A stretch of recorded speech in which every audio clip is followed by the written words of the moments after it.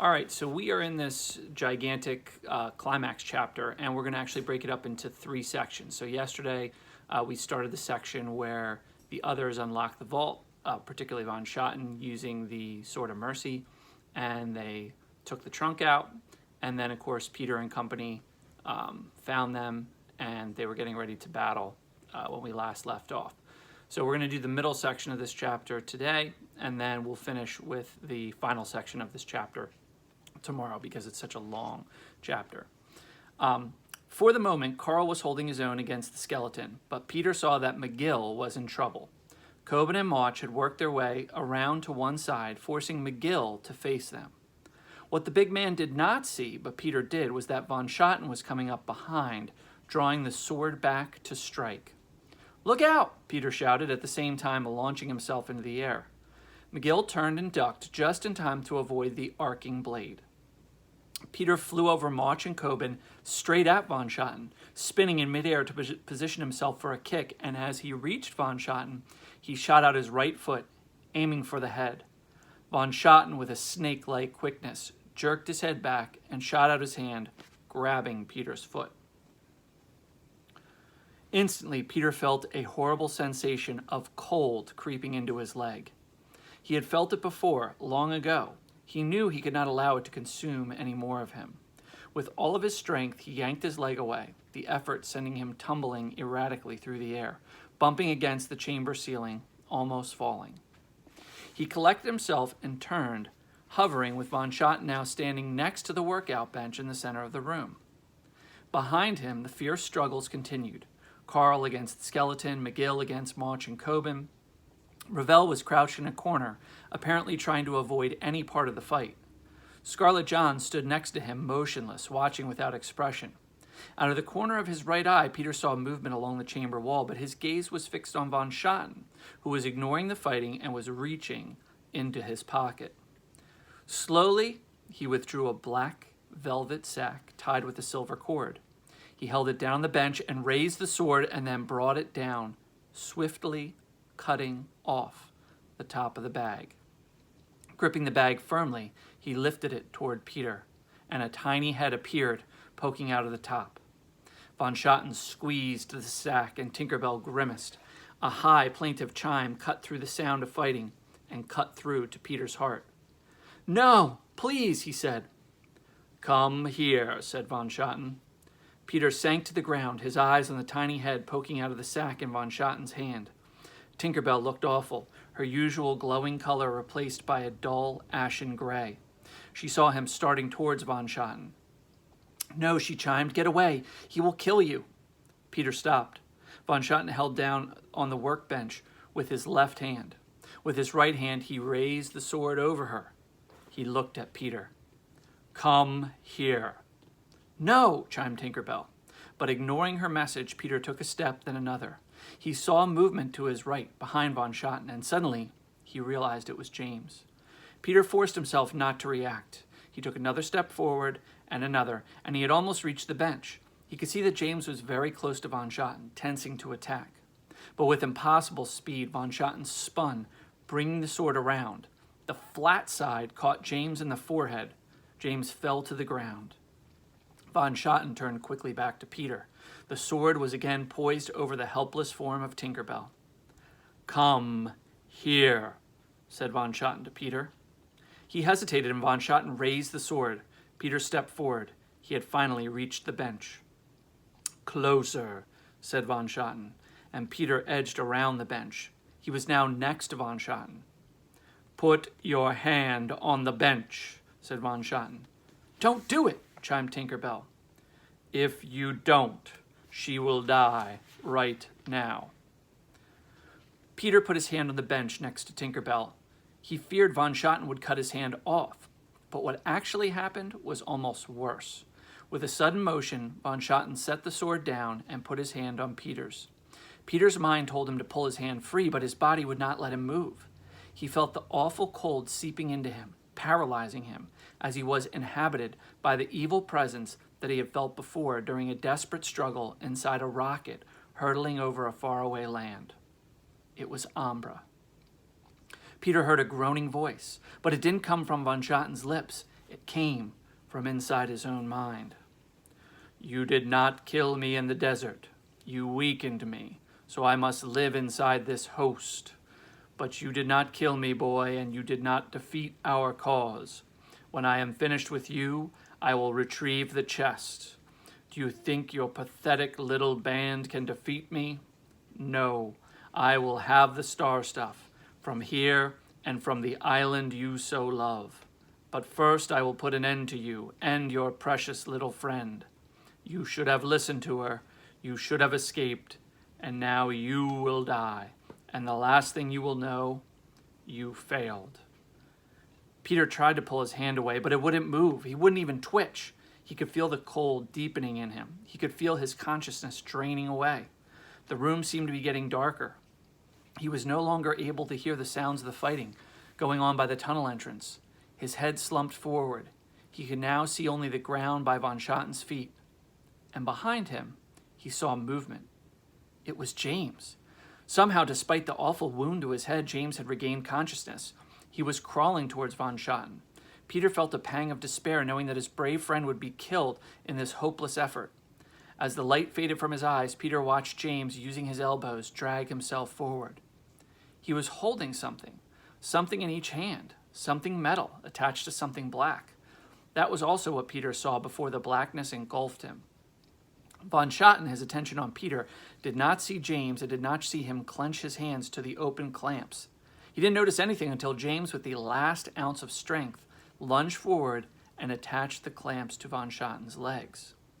The underground chamber echoed with an unearthly, high-pitched moan that seemed to come from everywhere as von Schotten's body was sent 600 volts coursing through it. He fell backwards. Peter, suddenly released, groaned and fell to the ground. He lay there for a few seconds, then heard a familiar sound, Tinkerbell chiming in his ear. "Get up! Get up!"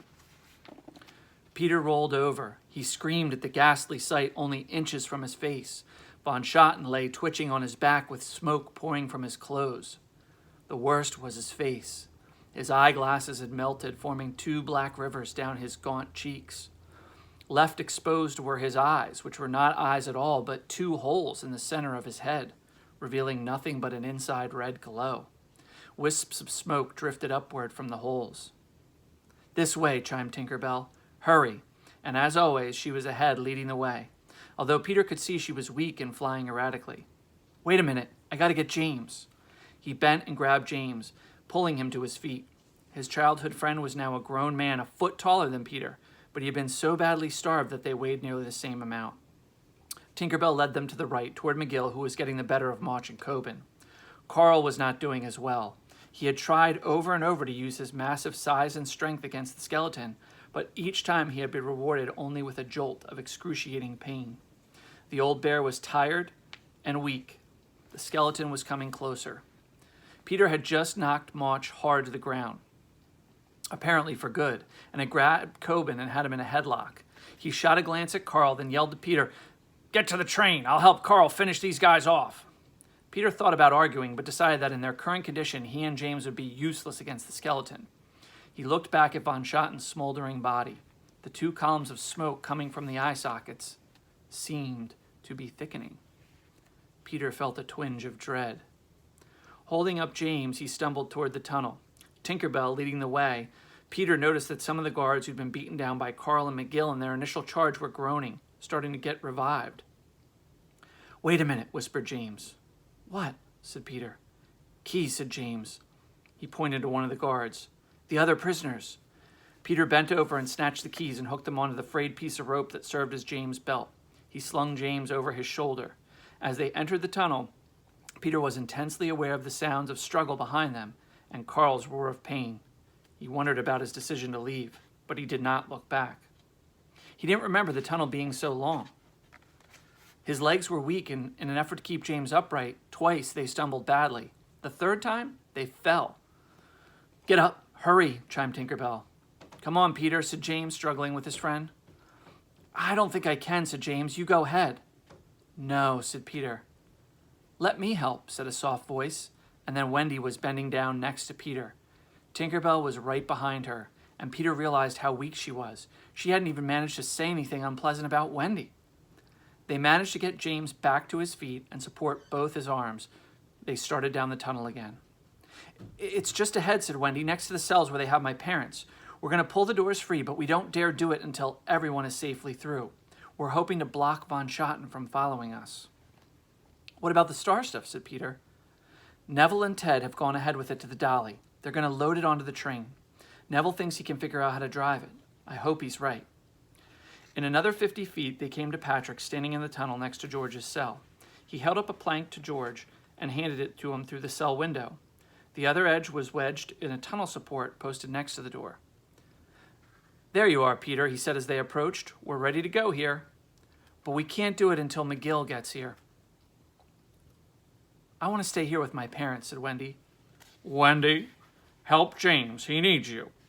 "All right," said Wendy, "but I'm going to come right back." She took James's arm and started helping him down the tunnel toward the train. "Where are McGill and Carl?" said Patrick. "They should be here soon," said Peter, trying to sound confident. He looked back up the tunnel, a silent plea in his head. "Please come soon." And now we shift scenes to McGill. McGill had defeated Mauch and Comet, and they lay in the dirt, unconscious and bleeding. He glanced at Ravel and Scarlet. They had not moved from the wall. McGill now turned to help Carl. The big bear was still valiantly battling the skeleton, but McGill saw that he was seriously weakened and would not last much longer. McGill knew he could not allow himself to get within the reach of the skeleton's claws. He looked around for a weapon. That's when he saw it, the Sword of Mercy. He ran over and grabbed the sword, gripping it with both hands. He took 3 quick steps towards the skeleton, who was about to make a lunge at the flagging Carl. McGill swung the sword, aiming at the skeleton's neck. The skeleton somehow saw it coming, ducked and whirled with quickness at the same time, darting a deadly stump hand out at McGill. Thanks to the sword, McGill was just far enough away, and it missed him. This became a deadly dance, McGill thrusting the sword. He was tiring, and Carl would soon be too weak to be effective. They had to get out of the chamber. But to do that, they had to maneuver their way. The skeleton saw what he was doing and tried to block him, but McGill was gaining ground. He and Carl reached the mouth of the tunnel. 4 of the 6 guards were now conscious, but in no mood to fight. They scrambled away as Carl growled at them. McGill, walking backward, was still fending off the skeleton with his sword. Suddenly, the chamber was filled with a furious sound, a groan that seemed to come from inside the earth itself. The skeleton stopped and turned. McGill looked past his foe and saw a chilling sight. So far this has been a pretty exciting chapter, but this is where our authors, as we know, like to really ramp up the excitement at the end. So it's not enough excitement to just be stuck in a tunnel battling the skeleton and trying to get a trunk out with prisoners. They have a little surprise here for you. The 2 columns of smoke that were pouring from the empty eye sockets of von Schotten's body had united into a thick, swirling column, which was now forming into the unmistakable shape of a dark, cloaked figure with a hooded head and glowing red orbs for eyes. It stood over von Schotten's corpse, yet still seemed to be attached to it. It groaned again, and with a dark, snake-like arm pointed towards the electrical cables clamped to the feet of the corpse. The skeleton understood. He turned and swiftly moved back to the body, and McGill knew he should run, but he could not take his eyes off of what was happening. The skeleton was beckoning towards Ravel and Scarlet. They hid against the wall. Reluctantly, they approached, and the skeleton told them something. He couldn't hear it. They looked at each other. "Do it," said the skeleton, and they knelt on the floor. Each carefully took hold of one of the thick black electrical cables. "Now," said the skeleton. Scarlet and Ravel yanked on the cables, pulling the clamps free of von Schotten's legs. Instantly, the column of smoke began to contract, descend, back into the eye sockets, like black water going down the drain. In seconds, the smoke was gone, and the corpse began to move. As McGill watched in horror, the hideous, charred thing that had once been von Schotten rose to its feet. It turned slowly and looked directly into McGill's eyes, with sockets as red as fire. McGill, with Carl right behind him, turned and ran. And so that's a good place for us to stop for today. So in a twist, as we've seen happen before, it's very, very difficult to get rid of Umbra.